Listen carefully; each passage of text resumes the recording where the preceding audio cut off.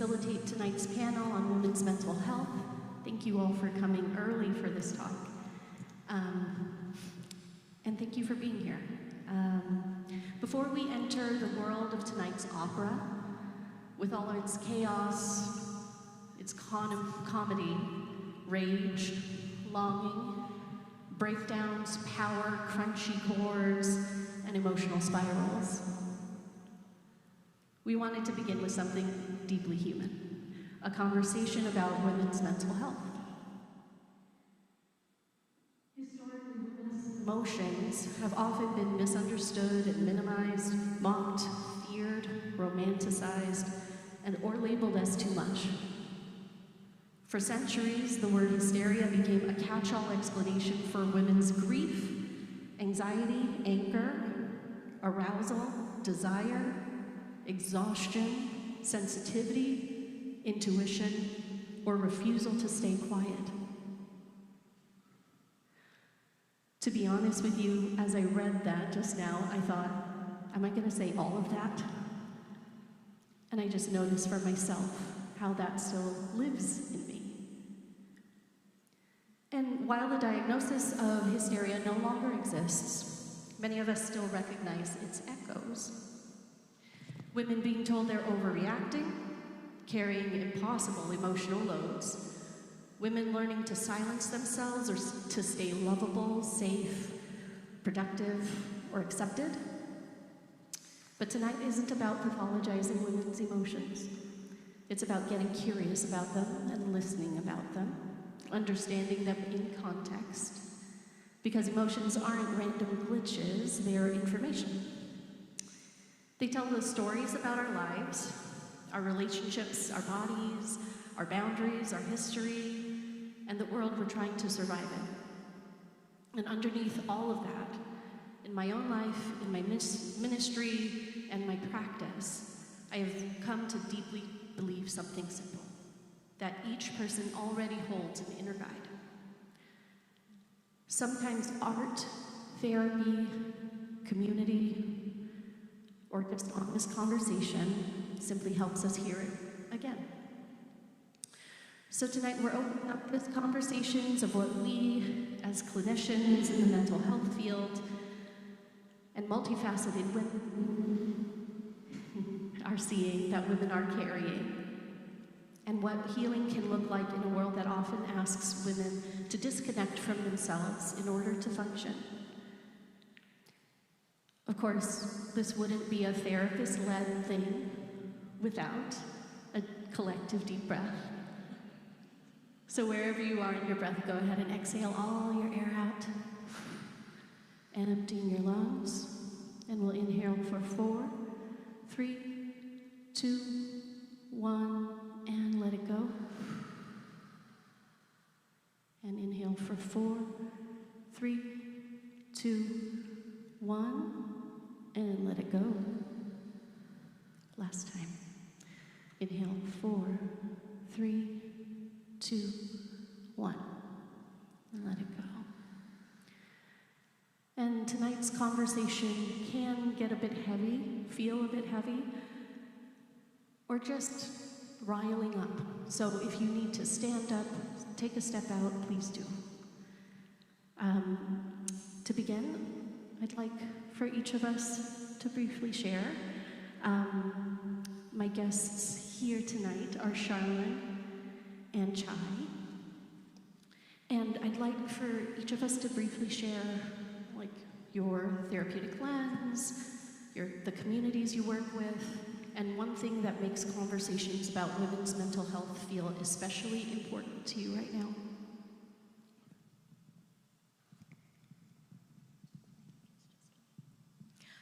Good evening, everybody. My name is Charlene Ortal. I am an associate clinical social worker, and I also have my master's in public health with a focus in women's health.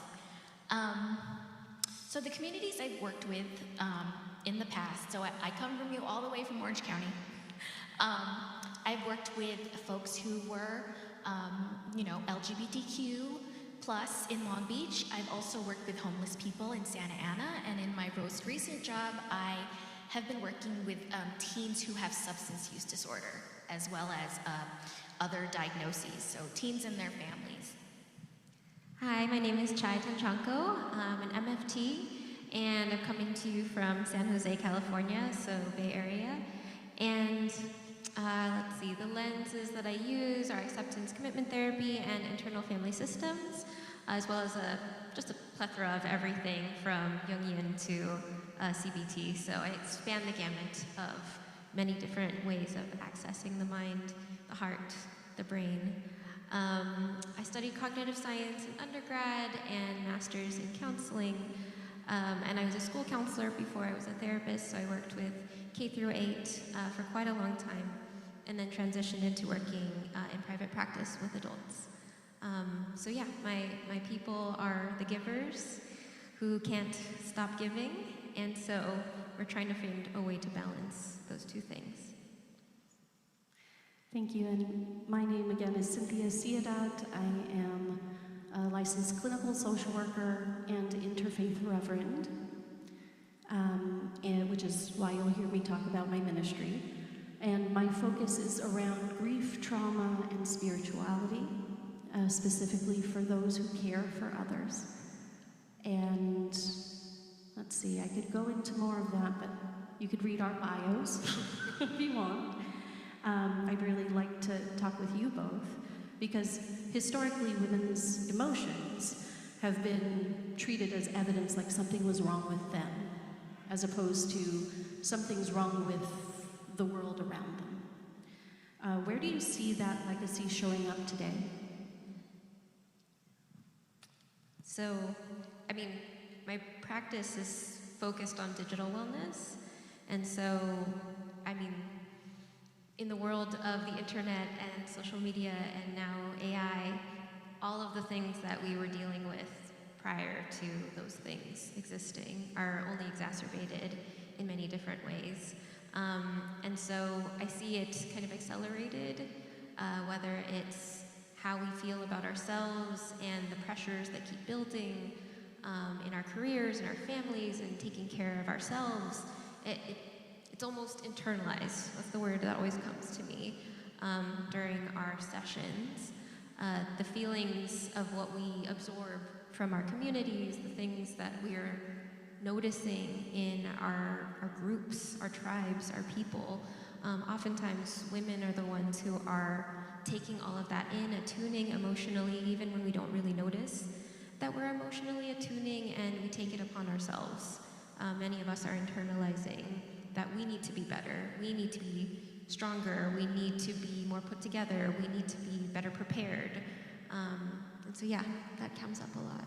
Yeah, I can hear that, and I also would echo that. In my practice, I see a lot of people who regularly normalize burnout. Yes. And yes. so they are continually taking on way, way more than they have capacity for. But yeah, plus the conditioning of trying to be agreeable. Yes. Charlotte, what do you think? I'm going to speak from the point of view of being someone that works with teens. So in my practice, in my career, I've been working at that organization. It is in Santa Ana, and I'm not sure if you guys are familiar with the community, but it's pretty rough. I'm not going to lie. And these young girls these girls and young women are products of that.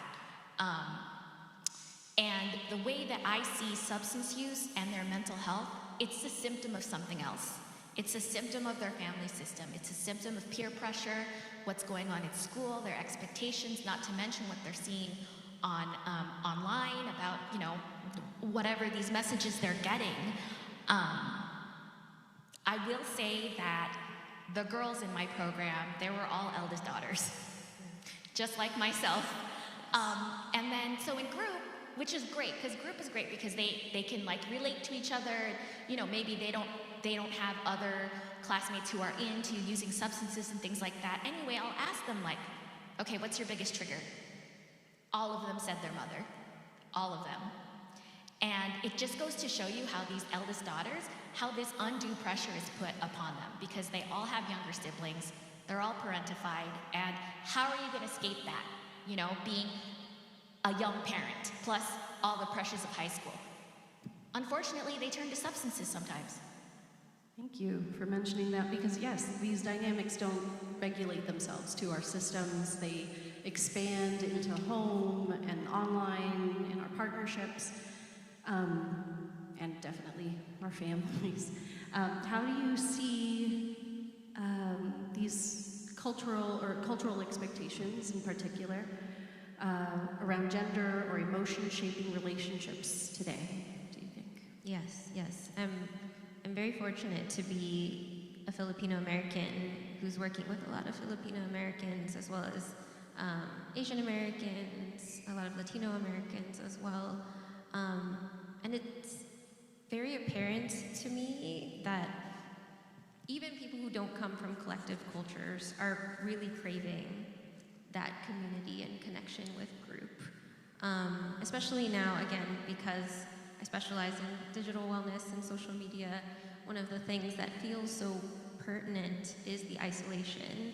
And so cultural expectations for gender, no matter where you come from, no matter what your experiences have been, like finding a community where you belong, where you feel seen and heard and held is so important. And the internet can help in some ways, right? I have absolutely found community through the internet in a lot of different ways. And at the same time, it can exacerbate and is often built in a way that exacerbates feelings of loneliness, feelings of, I'm the only one who's ever felt this way, and I'm the only one who will ever will. And so, yeah, whether you're a young teenager or you're in your I don't know, formative years as a middle-aged adult, you are still affected emotionally by a lot of these things. And so, yeah, cultural expectations for women especially are still very much prevalent, right? Like we have to be put together all the time. And something I want to highlight about what you were sharing is the immediacy of the internet and the immediacy of like the feedback. Yeah. So if we are working towards something or want to produce something, we expect perfection. Yes. We expect it to be exactly right the first time, and not a whole lot of waiting, not a whole lot of process. No, we don't see process. That's exactly what it is, right? The internet and social media, the way it's designed too, is like you don't see the thousands of takes or the edits that needed to be made in order to make it look so seamless. And your brain absorbs that as there's only seamless. There is no friction, there is no process. I mean, and Charlotte, I want to make sure that I hear your wisdom. What did you I think insofar as like family dynamics, you know, like I just mentioned, it was the mom that was the biggest trigger for their substance use, unfortunately. And a lot of, I think, these eldest daughters, these teens coming up, is that they only get attention when they act out, unfortunately.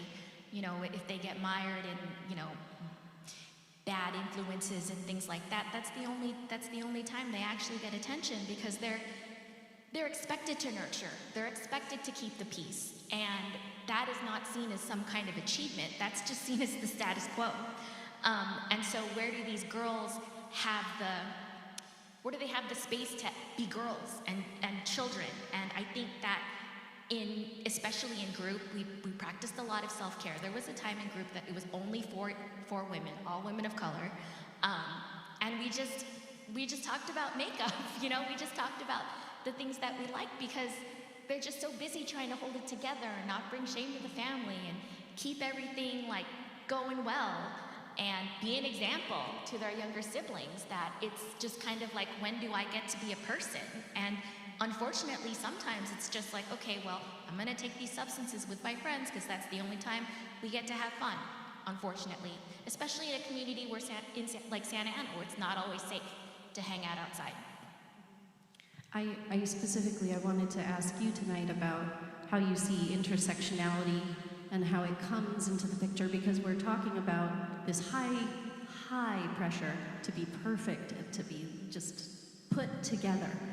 And then we have intersectionality, which is really complex. So I was wondering what your thoughts were on how that's come into the picture in your work with your clients. Well, I've had my MSW since 2008, and definitely intersectionality, trauma work too, that's really, really become very salient. And especially in communities that are very diverse, like Long Beach and Santa Ana, it's just very, it's very interesting because the kids can come and spend an hour with me and feel good, and then have to walk into a community that's not always safe. Or, unfortunately, they spend an hour or so with me in our program, and then they have to go back to dysfunctional families. And there is pressure to be like, okay, I'm the responsible adult in their life, but I also show up as someone who's queer, a woman of color, first generation, eldest daughter, ADHD, all of that stuff. So I feel like it's a responsibility, almost. I hate to sound lofty about it, but I didn't go into social work to become some kind of example, but, here I am, I'm just showing up being me, and these girls are gonna find something to identify in with me. So I think it's very cool, and it's a little bit of pressure. Oh, I love that you're talking about that, because sometimes I'll, as you both know, I do some speaking engagements about my own mental health journey and my own experiences in treatment. And the reason why I do that is because I didn't see women who look like me going through treatment and going successfully through treatment. And so I wanted to speak really publicly about my experiences so that, someone, little me out there, would be able to see, like, it's okay that there's really messy things happening, and we can recover. And Chai, you mentioned that, we are seeing, I think collectively, we're seeing that clients are waiting until crisis to reach out to us. Yes. Who do you see showing up for therapy now? Not throwing up, my apologies. And what themes are you noticing among the women that you work with? Mm-hmm. Yeah, absolutely. We're hitting, well, I will say, one positive about the internet is that because therapy is more talked about, right, and more people are aware of its benefits, people are coming maybe a little earlier than they would have before hitting crisis point, but knowing that they're about to crash, right? Like feeling the burnout is coming, or feeling that I know I can't do this forever this way. And so I do see a lot of, most of my caseload are women, though I do see some men and non-binary people as well. But for the women who come in, they're noticing, right? I'm falling apart in certain ways that I'm not used to, that I am not accustomed to being, or to feeling myself coming apart that way. And I think that's such an important piece that I want to mention, the feeling of like, I can't fall apart, right? It's not allowed. The kind of silent suffering that's happening for our clients. Yes. Because they're projecting and showing such a high functioning face, that it's hard to let it go, let the emotions, let the messy things come out. Yes. So whether it's, most people come to me with work stress, because work, I don't know, it becomes the most acceptable thing. It's like I need to figure out why I can't work or what's not working because I need to keep my job or my income.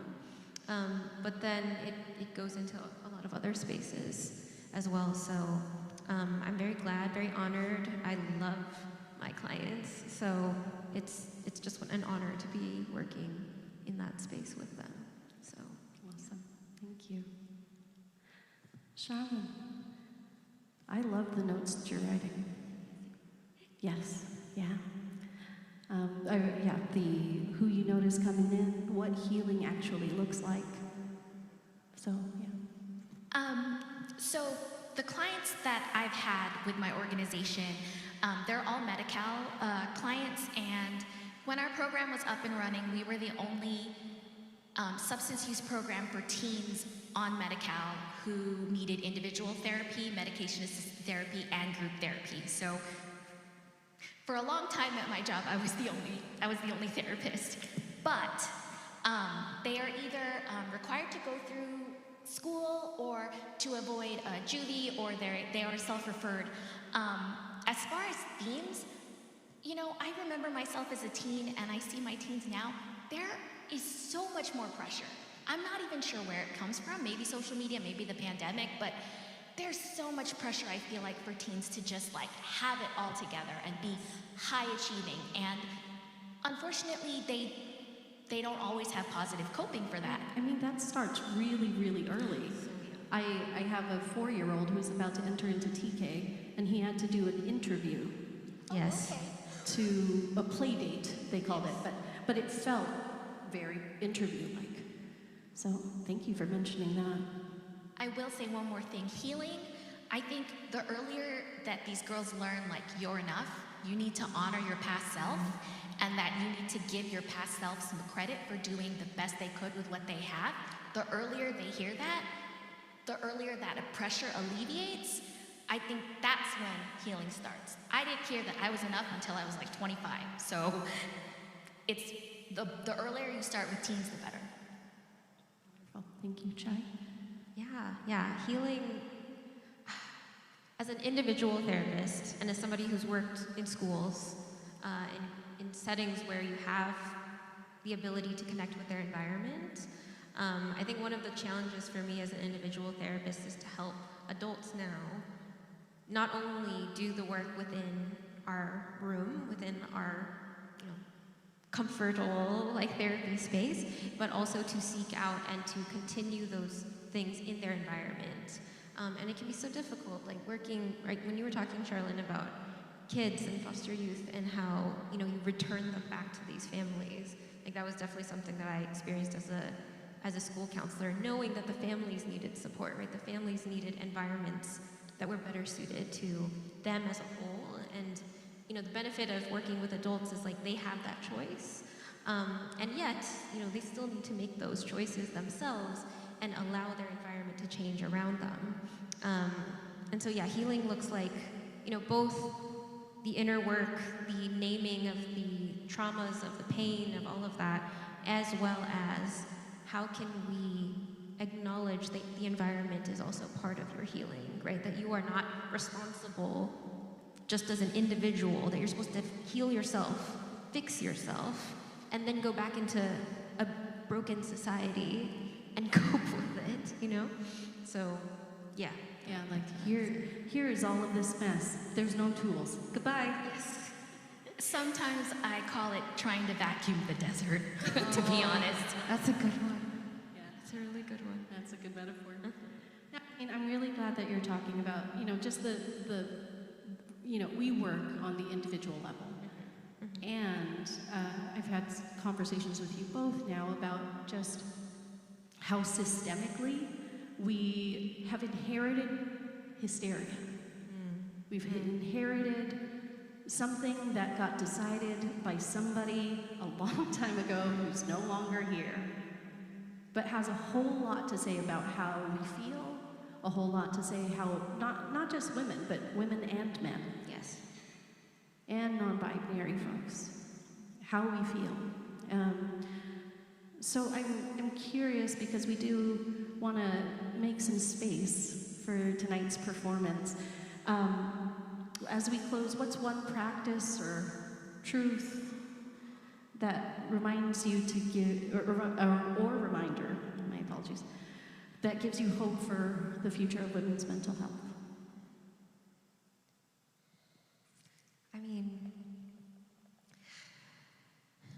When I see people enduring what comes up in therapy and allowing themselves to fall apart, like I was saying earlier, falling apart in safe spaces allows so much more sustainable strength, sustainable wholeness that comes through without trying so hard. And I think that's something that I'm learning in myself in various ways. Thank you to my singing teacher to help me learn this too, that I don't have to strain my voice to make something beautiful. And I feel like I'm doing that in therapy with women, with everybody, that we are conditioned to try so hard in one specific way when we have so much, if we use our whole self, that does not strain us. And so, yeah, that wisdom and that hope carries me through. What about you, Charlene? What gives you hope?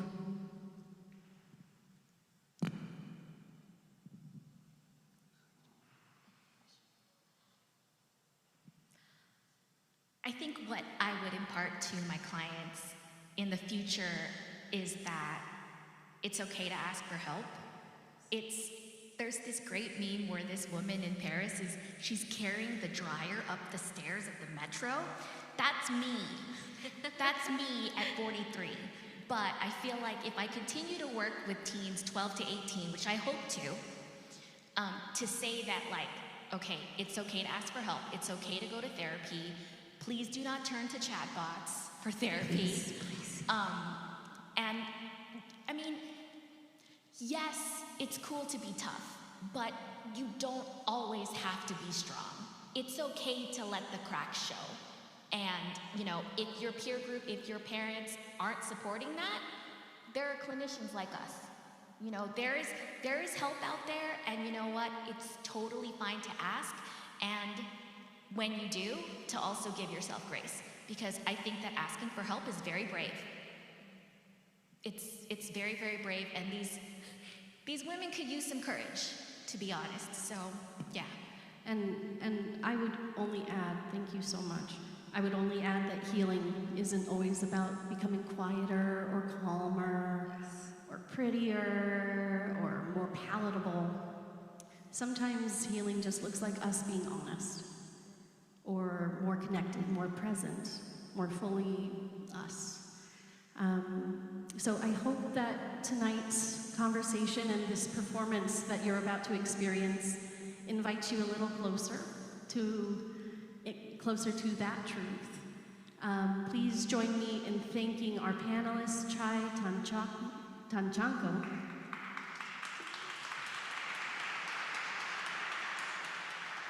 and Charlene Ortel.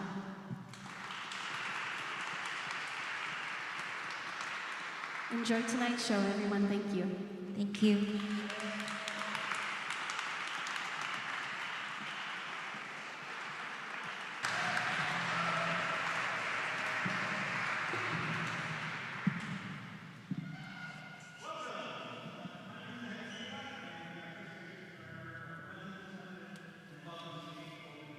Start series.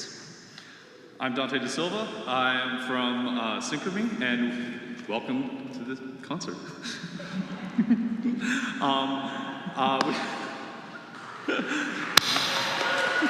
you. Thank you for coming on Sunday evening. And at Synchromy, one of our goals is to help composers put on their music. And when we got Molly's piece and we got to collaborate with Resonance Collective, it was just like a match made in heaven. So I am extremely happy to be here. I'm extremely happy to get to watch this. And that's all I'll say about that. Great. Thank you for being here. I'll see you soon. There it is. We're really grateful to partner with Synchromy on this event, and also with the First Congregational Church of Los Angeles for not only hosting the concert, but all of the rehearsals in their beautiful space. The Resonance Collective has most of our events in these walls, but we are not ourselves a religious organization. Instead, we seek to unveil mystery through the arts. We have come to ask ourselves as an organization, what if every performance was a form of ritual and every performance space a kind of temple? What if to be both present and witness such a ritual is an act of devotion we engage in together as a community? And to acknowledge that community that has come together for this event, this unique collection of people. We invite you to join us in an attunement, which is an act of collective resonance where we open ourselves up to one another and to the possibility of transformation through music.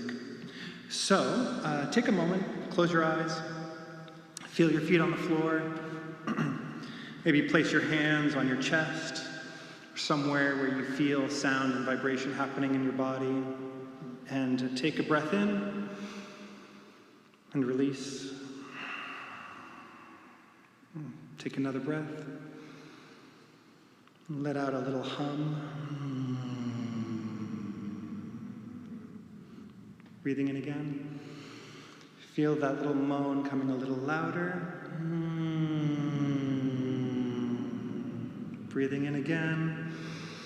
Opening your mouth into a sigh. And one more time, feeling that vibration extending in your chest.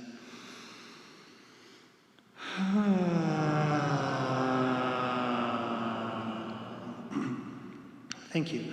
Please repeat after me. A simple 4-note chant is a way for us to tune our voices together.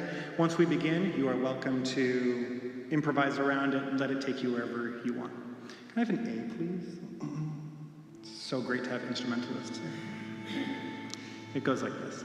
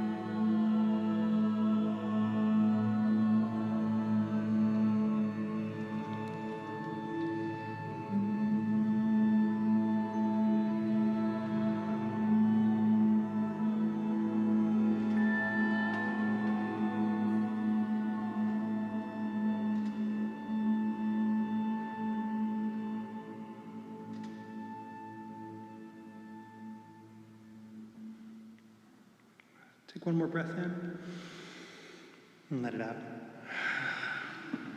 Thank you. Before we begin the concert properly, I'd like to share just a little bit about the concept of hysteria. The word hysteria comes from the Greek hystera, meaning womb. Originally, it is an exclusively female malady that different societies have labeled women as hysterical for nearly 4,000 years, with the earliest documentation in ancient Egypt, followed by ancient Greece. But it was only in the 18th century, with the beginning of Western psychology and psychiatry, that it became a formal diagnosis, again, almost exclusively for women, to describe a wide array of neuroses. Symptoms might include anxiety, shortness of breath, fainting, nervousness, insomnia, irritability, loss of libido, but also sexually impulsive behavior, and I quote, tendency to cause trouble for others. Unsurprisingly, it was considered among men of the era a common and chronic problem among women. The diagnosis of hysteria is also closely tied to mystical states of spiritual ecstasy. In the book, The Art of Losing Control, Jules Evans writes about the French psychiatrist Jean-Martin Charcot, who claimed his ecstasy was one of the stages of hysteria. He insisted that the ecstatics of yesteryear, from Saint Teresa of Avila to Joan of Arc, were actually suffering from hysteria. Following the European Enlightenment, society shifted from a magical and spiritual worldview to one that favored order and rationality. Ecstasy, hysteria, the irrational were considered primitive and uncivilized, and we had to guard ourselves from their dangerous influences. Barbara Ehrenreich wrote, "The essence of the Western mind, and particularly the Western male upper-class mind, was its ability to resist the contagious rhythm of the drums, to wall itself up in a fortress of ego and rationality." So, if hysteria is understood as uncontrollable and inappropriate emotions, this begs a question. Uncontrollable by and inappropriate to whom? Primordial femininity invokes the mysterious and intuitive, the wild and the irrational. And I don't mean the nonsensical, the foolish, or the absurd. I mean that which is sublime and beyond our ability to encapsulate within the confines of quantifiable rationality. The archetypes of this primordial womanhood are found in the Maenads, the frenzied supplicants to Dionysus, to secret covens of witches hiding in the woods. These are the sirens who sing a song so full of mystery, the rationality of men is lost completely. And the call of the feminine is a siren song, luring us back to a life that reconciles our inherent wildness, our deep desire for freedom, connection, and wonder. The intuitive, mysterious, and unknown lies on the other side of femininity's call. And that's not just for women, that's for all of us. This dark power is an integral part of who we are. There is an ungovernable aspect to our nature that can't easily be categorized or contained. It isn't polite or demure, and that threatens the structures of polite society. But the consequences of trying to control and suppress that passionate wildness are also dangerous and evident all around us. The violent lashing out, the subjugation of the natural world and our fellow human being, and a hard-edged banality that threatens to cover the world in a soulless, technocratic web. So, how can we start to reclaim that aspect of our lives and reintegrate feminine mystery into who we are? Jean-Martin Charcot, the 18th century researcher of hysteria, may have inadvertently shown us one way. For over 30 years, he worked, researched, and taught at a hospital trying to cure both men and women of hysteria with a minimal success rate. One patient, however, claims to have cured herself through dancing. Art, music, and dancing are all vehicles for us to connect with mystery, a practice of letting go into a powerful force beyond our control, a vast ocean with waves we can only ride. Letting that in can be scary. The waters there are at times dark and turbulent, but that's also where we find the visceral beauty of creation and the gift of creativity. As Mary Oliver wrote, the poem gets written. I have wrestled with the angel, and I am stained with light, and I have no shame. So today, let's practice letting go of our shame and embracing the hysterical. Without further ado, Hysteria by Molly Pease and Divya Mouse.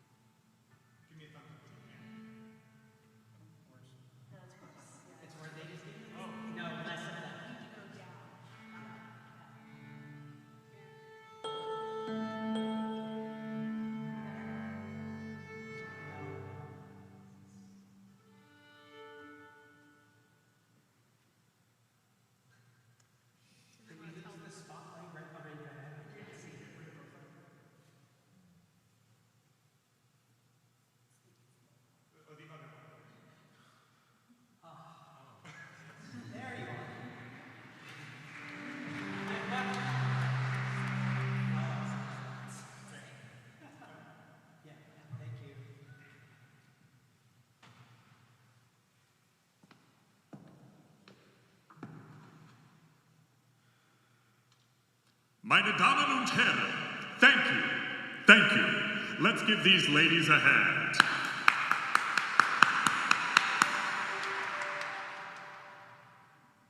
Now, nervous dispositions arise in the modern woman more commonly than ever before, as she is exposed to tempting but damaging pressures in her social environment.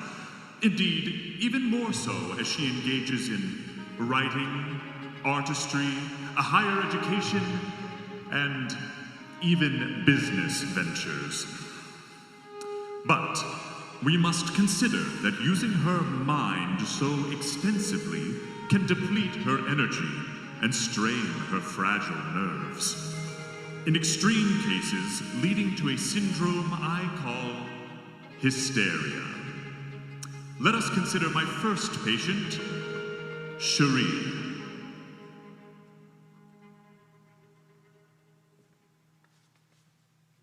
A guest room. In the corner, on a little bedside table, is an altar with a picture of a woman in her mid to late 50s, Cherie's mother.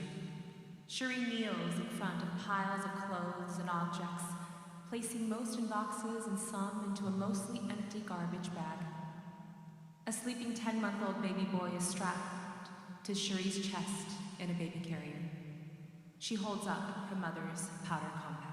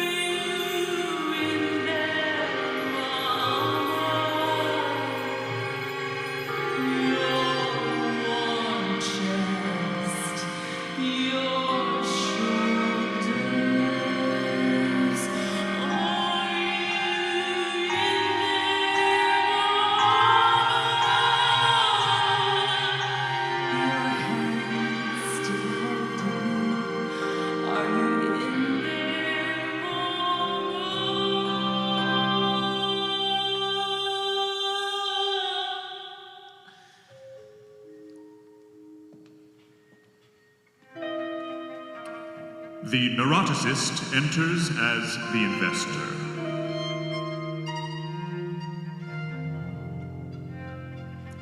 Cherie, my dear, how have you been? And how is the little one? Mr. Investor, I didn't expect you. I'm afraid Jesse isn't here. He'll be back soon. Back from China, meeting the buyers, winning that contract we've been waiting for.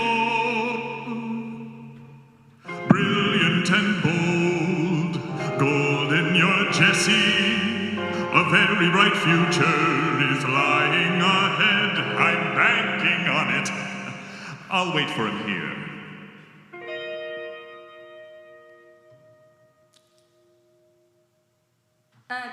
Can I get you anything? Thank you. Yes, scorching out there. Do you have matcha? Iced, not hot. From Japan only. I wouldn't drink it, locally grown. Macadamia milk. Or maybe pistachio. I can't tolerate cows. I only have jasmine tea and oat milk. Oh. I'll take that then.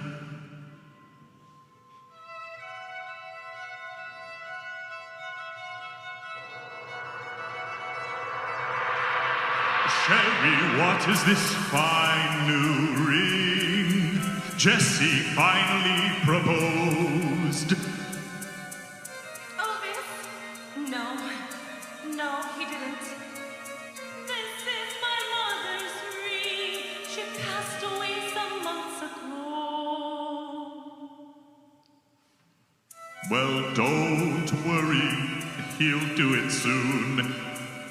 It's been 5 years. Oh, that's nothing. Don't you think he's worth the wait? Or maybe I'll propose.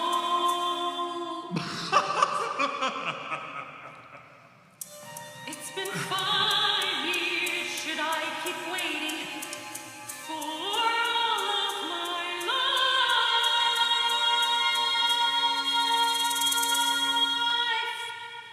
Nonsense. So old-fashioned, Cherie. People don't need to be married to procreate. But what about baby Japan and his future?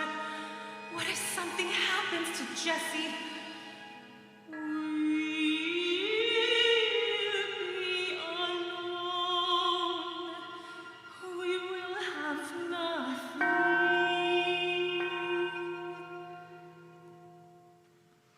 Jesse is strong. Jesse is young. Jesse is healthy. A bear of a man.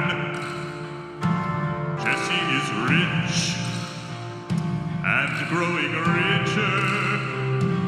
He will take care of you. He will take care of both of you. As long as he's alive. You must be missing your mother.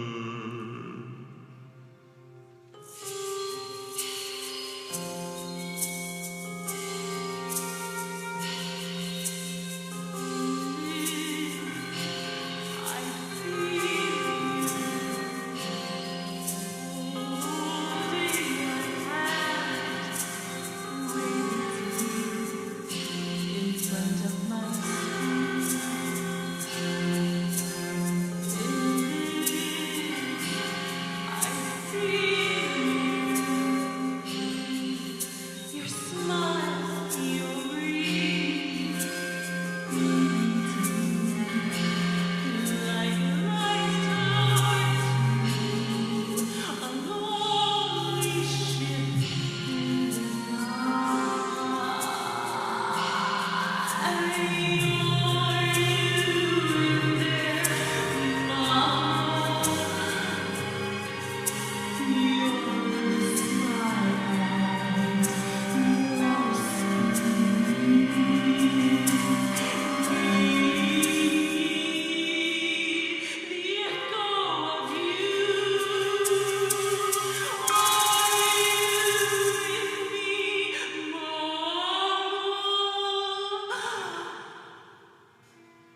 If her ghost lingers, perhaps you should call a medium.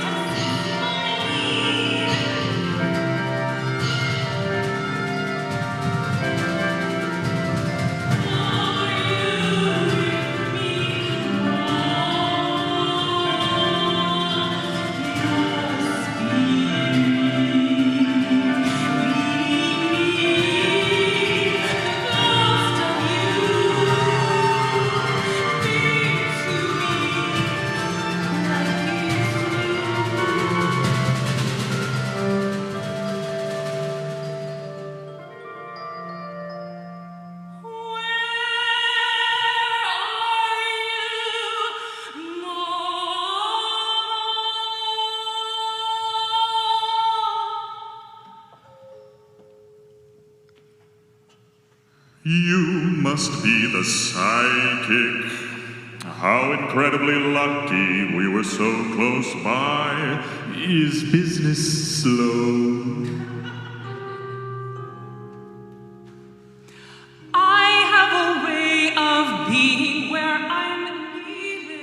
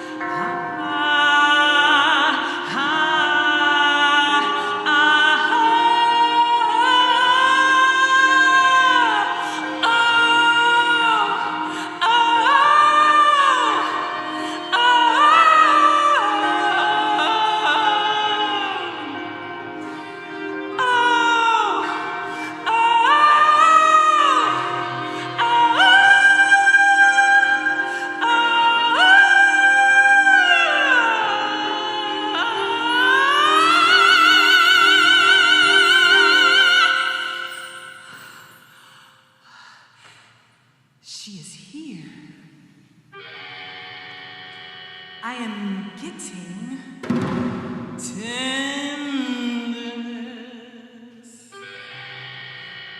humor, a throaty laugh. She was a smoker. I am getting quick judgment, quick temper, but quick to laugh and quick to forget. She had a short fuse, but a shorter memory of what had set her off. Look out for signs, a slow drain, a cold vent, a keyhole, a curtain stirring, but no breeze, and the word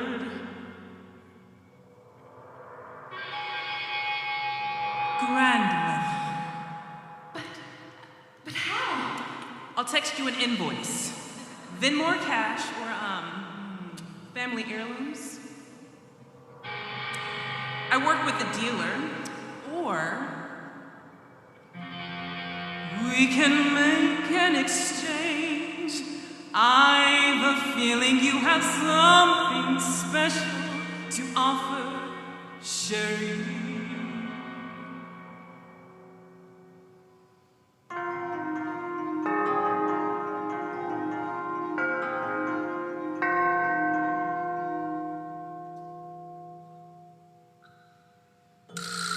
Offering an exchange instead of a fee, and this is her living. She must have rich parents. Or faith in the value of what I can give. Which would be what?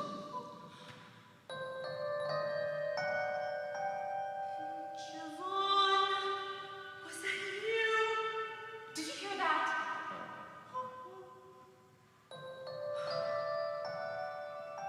Oh, he must be calling for his daddy. No! Papa is Cantonese for grandmother.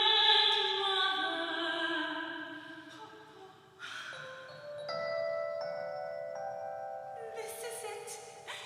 This is the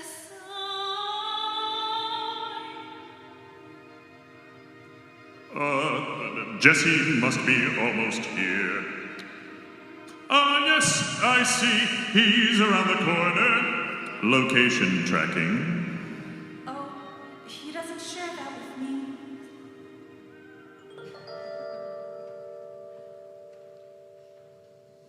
Jesse! Hi, honey.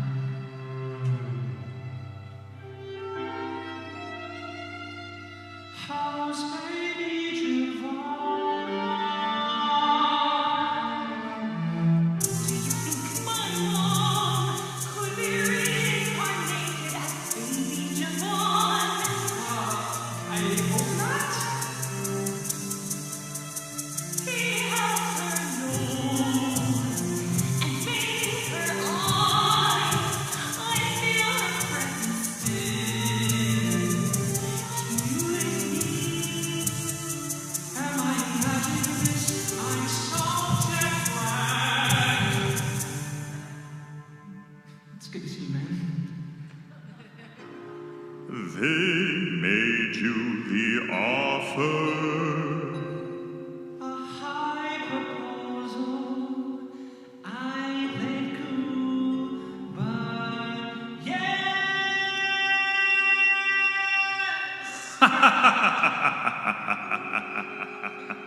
Jesse, listen. What's this? Your mom's ring. I found it this morning. She thought she had lost it, but there it was. She's telling me something.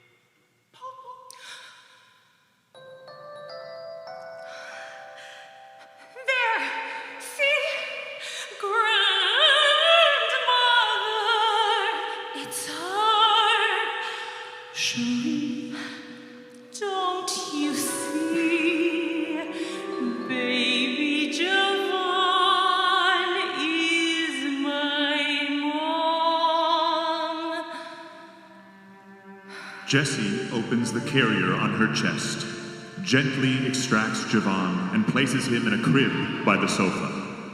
Jessie gently guides her to the sofa to sit by the crib. I know you miss her, your mother.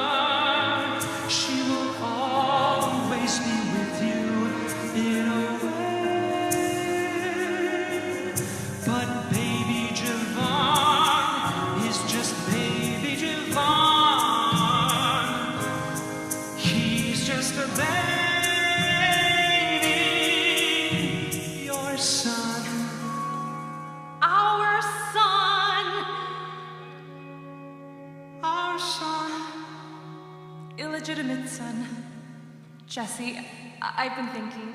The investor and I have much to discuss. Let's talk later.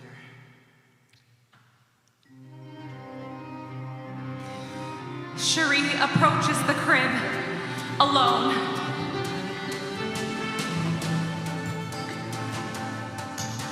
Mama,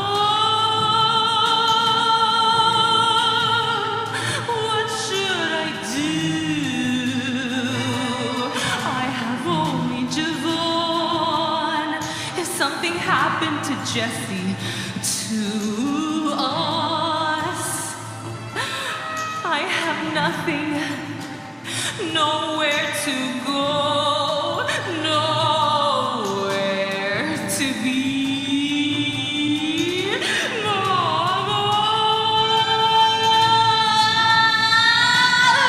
what should I do? Mama,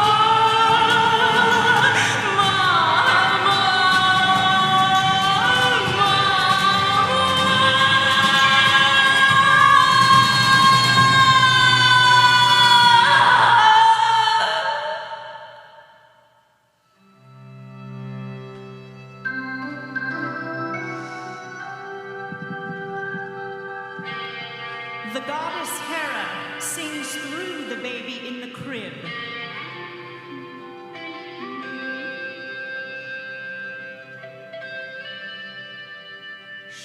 Cherie, my love, you are strong, you are young, you are healthy, a lioness, a woman. You will take care of Javon and the baby that comes. Cherie lifts baby Javon out of the crib. Take charge, my love. You are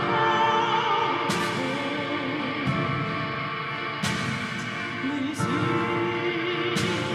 your life to change and to shape. He loves you, Jesse. He loves your baby, and he will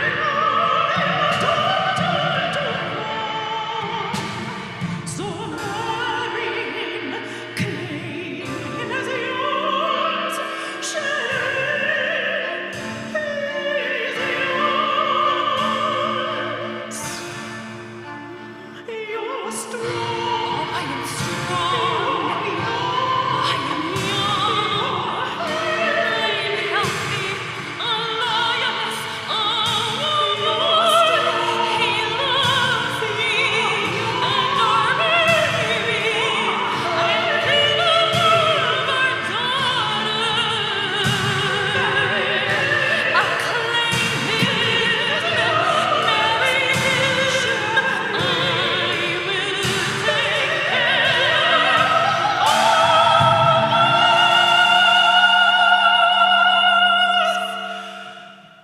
I will do it. I will propose to him now.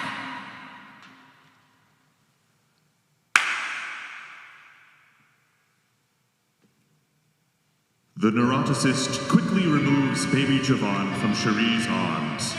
He places the baby back in the crib. A stagehand wheels it away.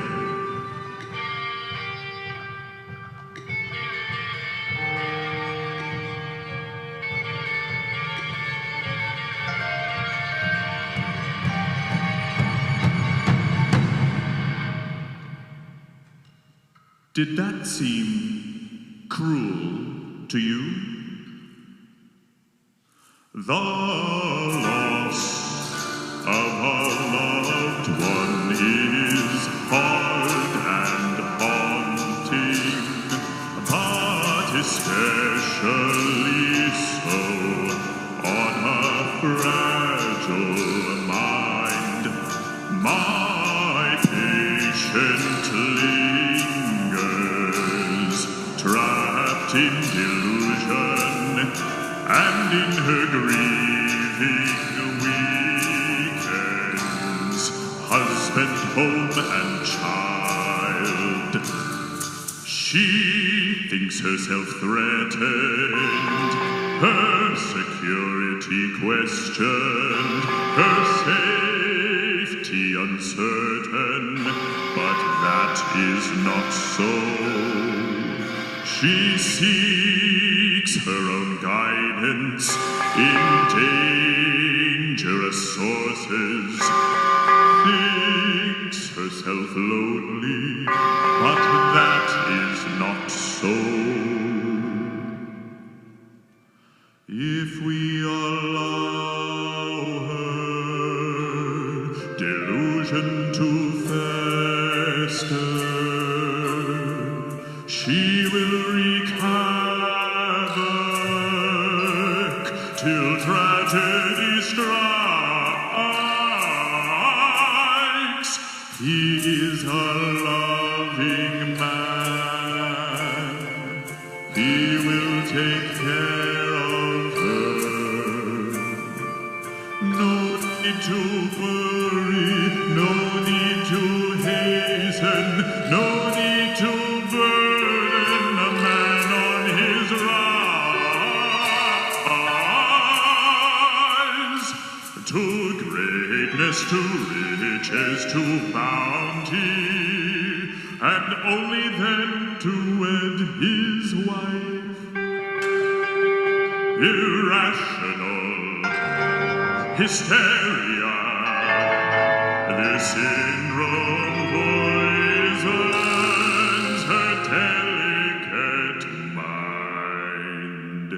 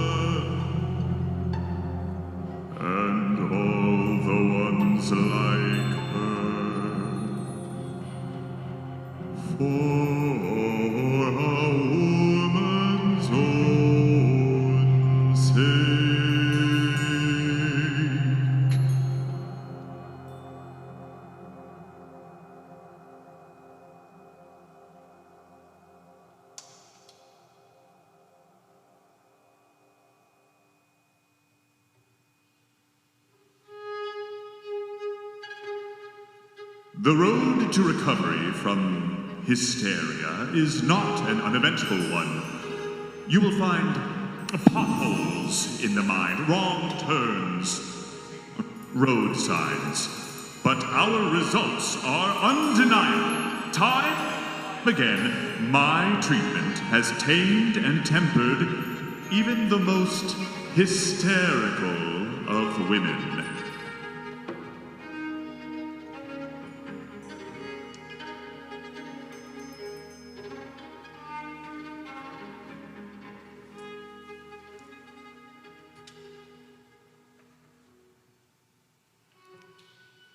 A waiting room where 3 goddesses sit. On one side is the gilded executive office door leading to the inner sanctum. On the other side, the visitor door. We nurture, we attend, we idealize, we bend the minds and bodies of men to defend.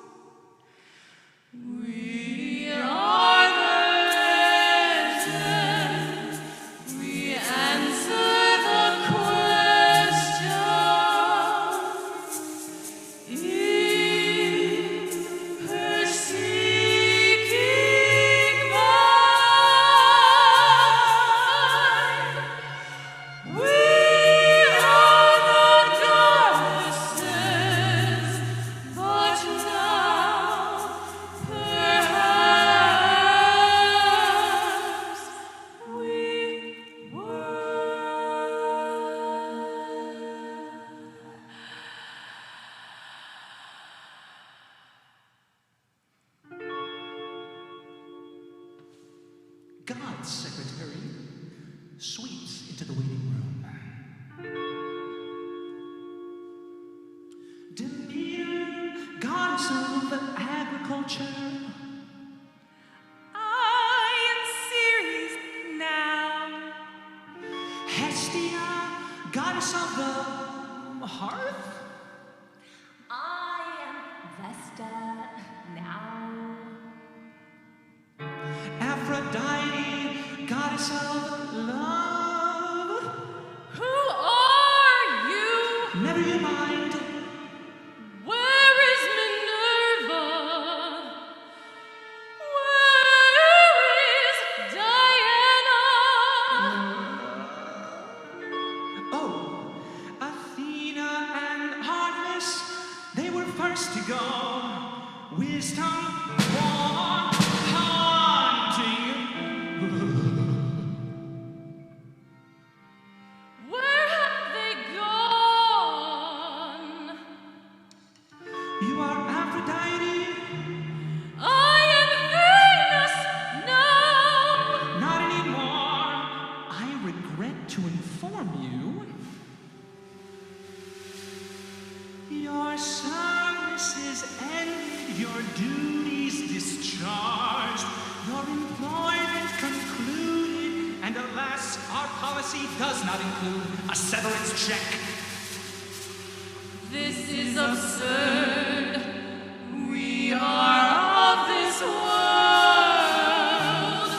Where are we to go? Return from whence you came,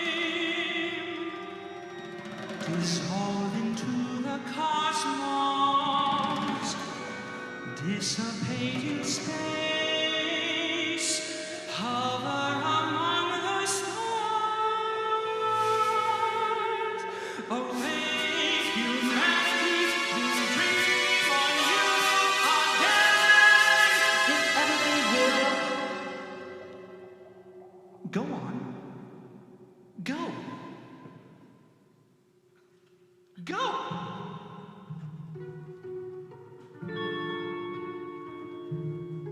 He shoves the door closed behind them.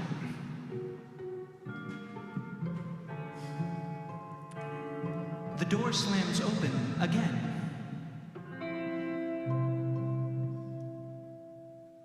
The goddess, Hera. I demand to see the impostor who pretends power over us. Where is he? God's very busy. I am his wife. Not anymore. It's just a trial separation. Delaying the inevitable. You pawned a scum out of my way.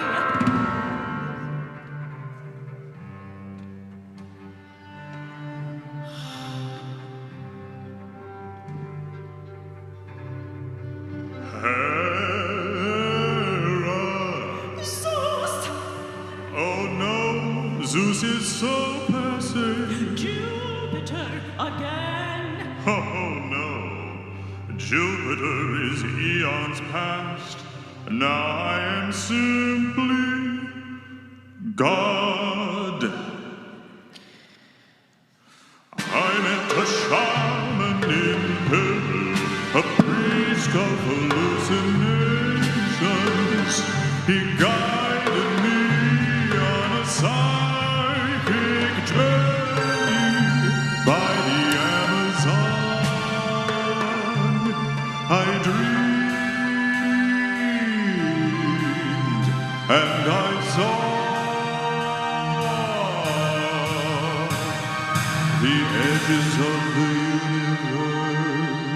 universe, where it hastens out into nothing.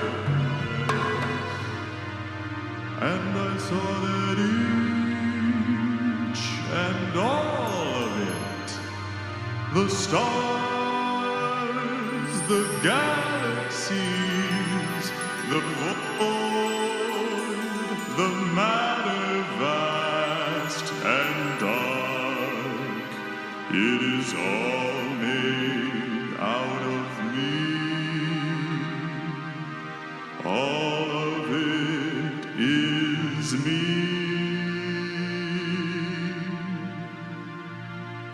I saw what has always been true. I am everything. I am God. I am God. I am God. This is hardly news.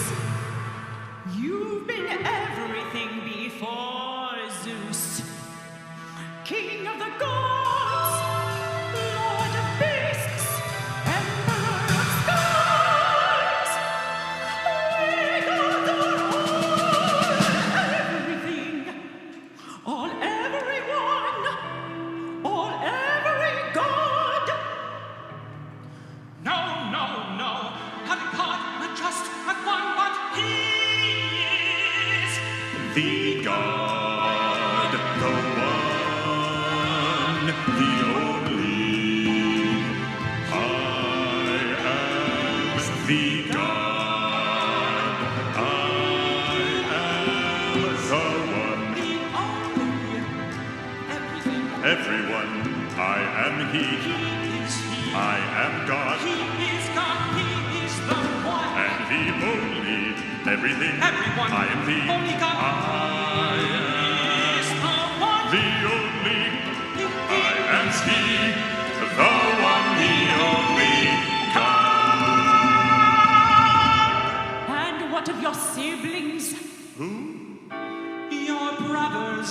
Oh yes, those fossils, archaic. Non-essential. The variants of man's spirit need no more iteration. Best for us to just be one. Me. It's much more efficient. We are retiring the old nations, excising parts. It has distracted from the priorities of what inevitably defines mankind. A new direction, something more focused, fewer redundancies with God at the center. And no goddesses. What? But whom will women pray to? Him? Oh, Really? You? I see. Okay. Yeah. When a woman lies in a childbed and a youngling tears its way out from inside her body, she will scream your name. Yes.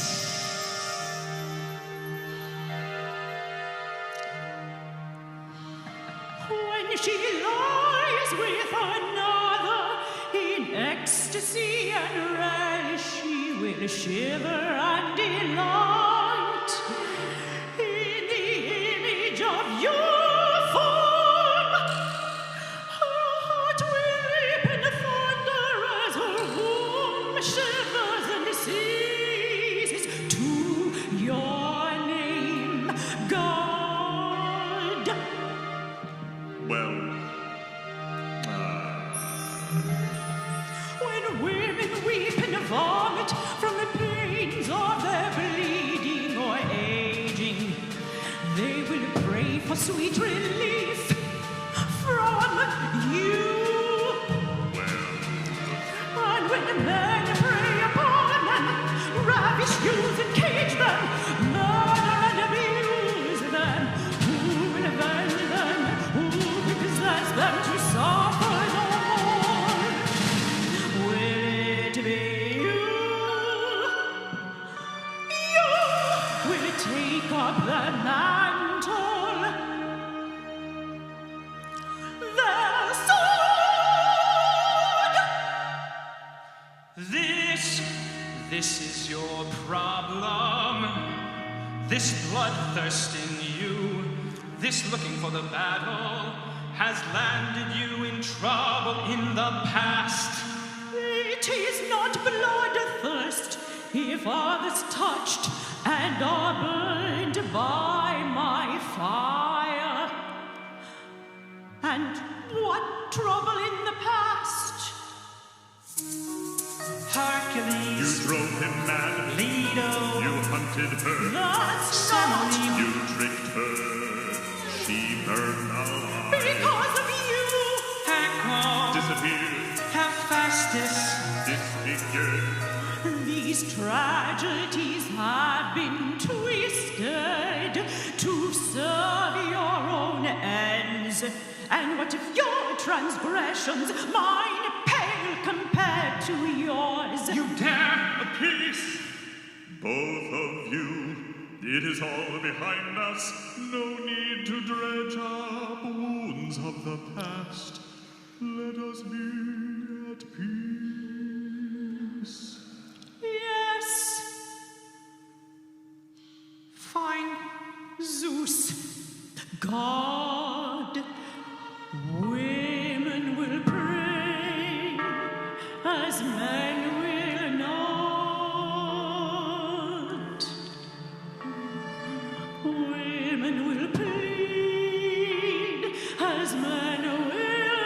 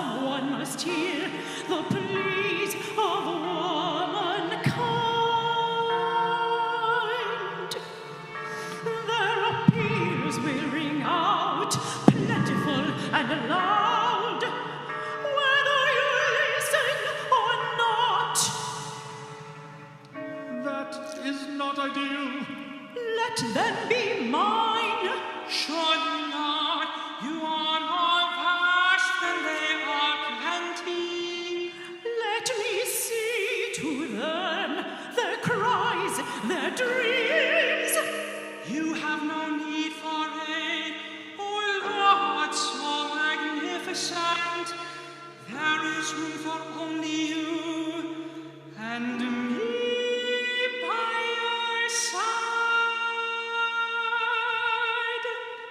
You are right, but still, her point has merit.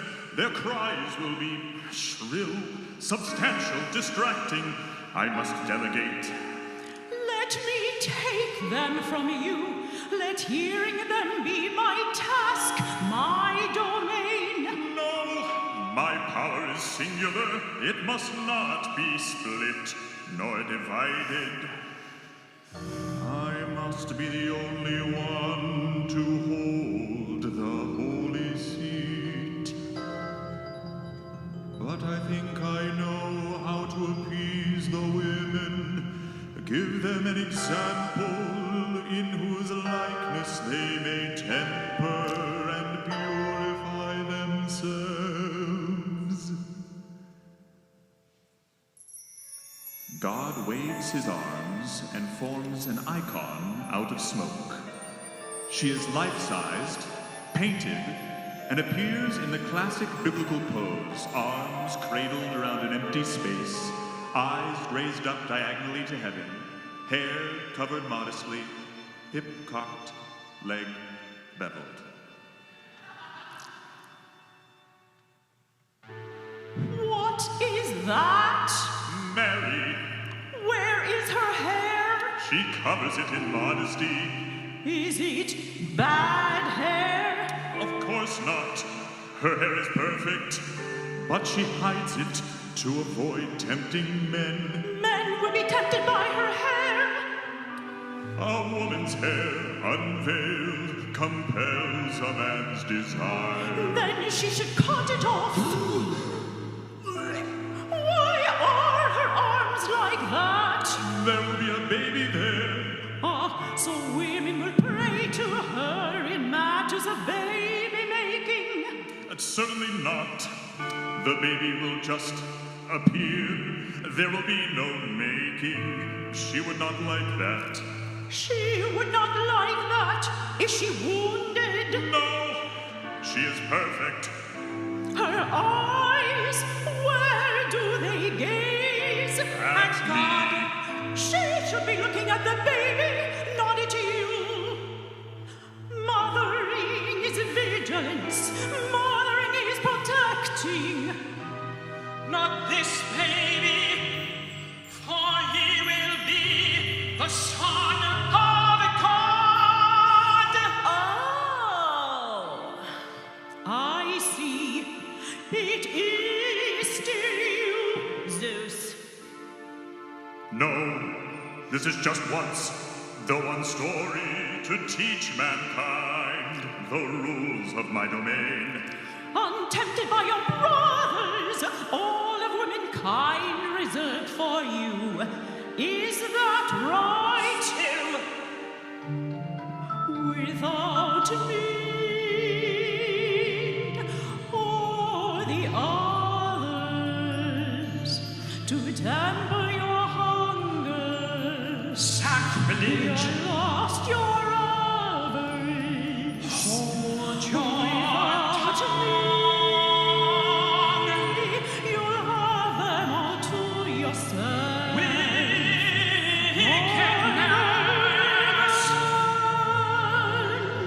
To conquer, to ravish, and come to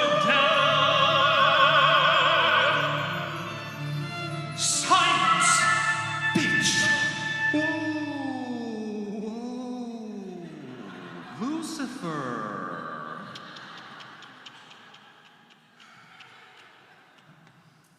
Angels of the future are forgiving, benevolent, graceful, and kind, empty of envy, magnificent, humble, embodying only divine grace.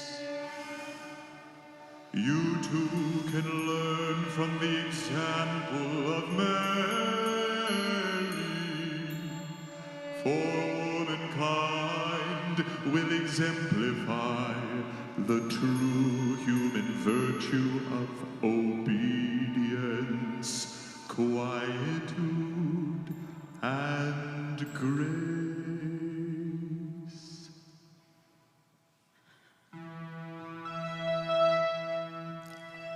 This is not a woman, nor even a human. This is a shadow, a puppet, a scarecrow, a starved vision, frightening no one, brighter than a bird.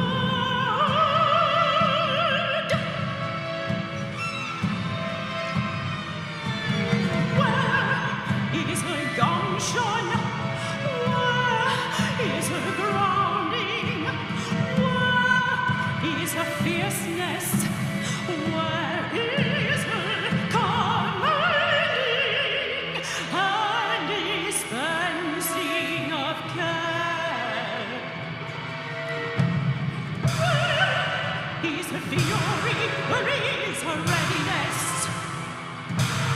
Where is her passion for uplifting and supporting, nurturing and shielding the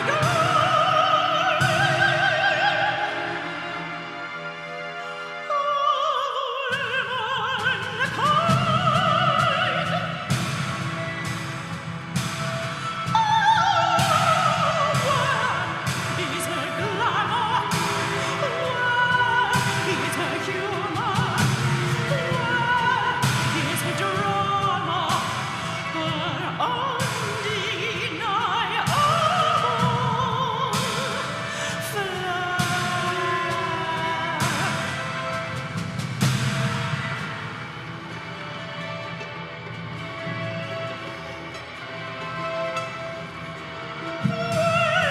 Where is her timing? Where is her quickness? Where is her power to unveil and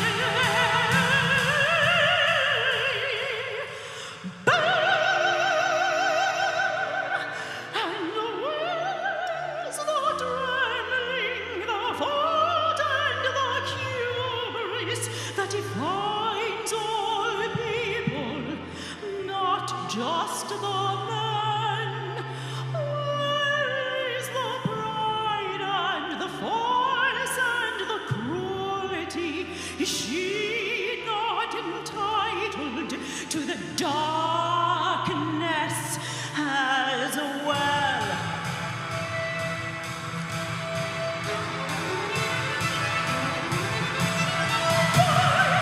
Have you made someone shaped in your image, but empty, vacant, only a splinter of a soul? No one can pray to this speck, this figment.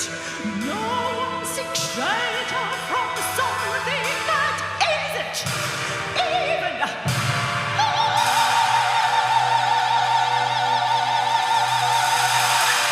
Hera pushes Mary. She shatters into pieces on the ground.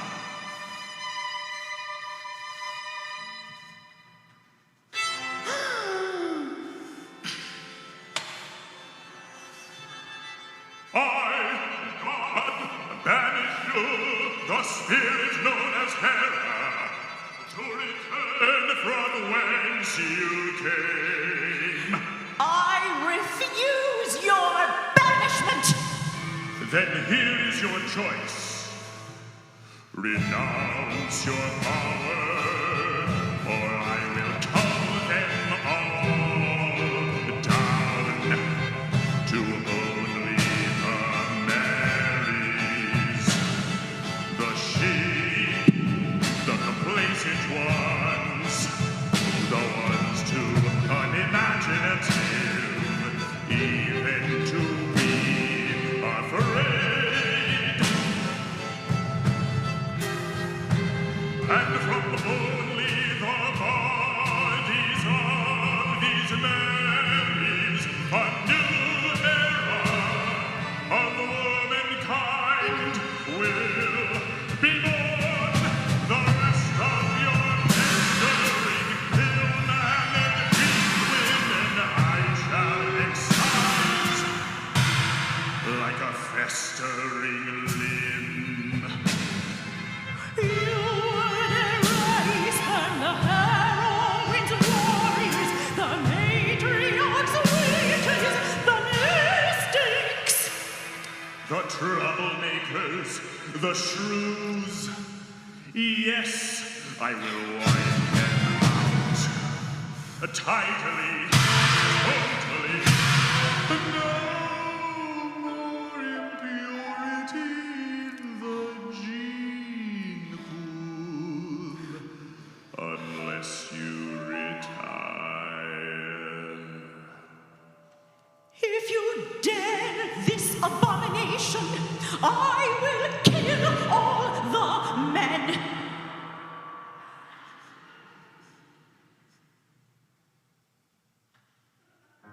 No, you will not, though people would believe it. Killing in competition is not of you. I will not do it. I will not go.